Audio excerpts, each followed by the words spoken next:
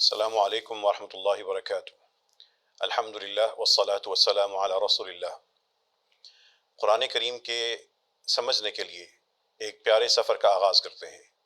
یہ ایک ایسا سفر ہے جس میں ہم آپ کو پڑھائیں گے نہیں، جس میں ہم آپ کو بتائیں گے نہیں، بلکہ پڑھیں گے بھی آپ اور بتائیں گے بھی آپ۔ قرآن کریم سمجھنا اتنا آسان ہے کہ انسان کو کسی سے پڑھے بغیر خود اس کو سمجھنے کی بنیادیں مل جاتی ہیں۔ وہ بنیادیں کیا ہیں؟ آئیے اس سفر کا پہلا قدم اٹھاتے ہیں۔ جو الفاظ آپ کے سامنے آئے ہیں، کوشش کیجئے مجھے بتائیے الحلال کا مطلب کیا ہوگا؟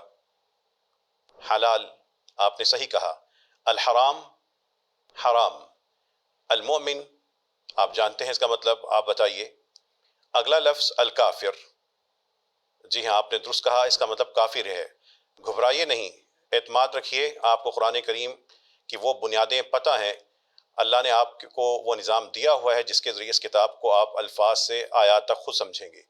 الصلح، صلح آپس میں صلح کرنا۔ الرب، رب پالنے والا۔ الخالق، جی ہاں آپ نے صحیح کہا، پیدا کرنے والا۔ اللباس، جی جو لباس ہم پہنتے ہیں۔ دیکھیے ہمارے پاس ایک لفظ لکھا ہے الطوفان۔ طوفان کا مطلب کیا ہے؟ جی ہاں صحیح کہا، طوفان۔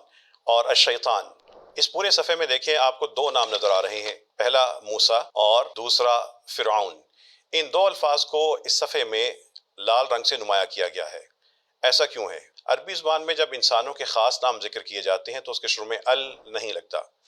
موسیٰ، فرعون، ابراہیم، اسماعیل، یوسف، قرآن میں آنے والے تمام انسانی ناموں کے شروع میں آپ کو الف لام نظر نہیں آئے گا۔ اور یہ یقین رکھیے کہ یہ الفاظ جو آج آپ کو جن کا مفہوم پتہ لگا ہے یا جن کا مفہوم آپ کو پتہ تھا اور آپ نے اپنے آپ کو بتایا ہے کہ مجھے الفاظ آتے ہیں، یہی الفاظ آئندہ اسباق میں چھوٹے جملے بنیں گے، وہ ننھے جملے مل کر آیت بنیں گے اور وہ آیات مل کے صورتیں بنتی چلی جائیں گی۔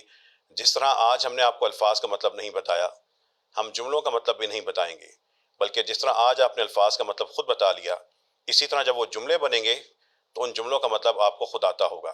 اور یاد رکھیے قرآن کا مفہوم جملوں کی صورت میں ہم تک پہنچتا ہے۔ جس نے جملوں کو سمجھ لیا اس نے اللہ کے کلام کو مکمل طور پر سمجھ لیا۔ اللہ تعالی ہم سب کو قرآن کریم کو سمجھنے اور اس پہ عمل کرنے کی توفیق عطا فرمائے۔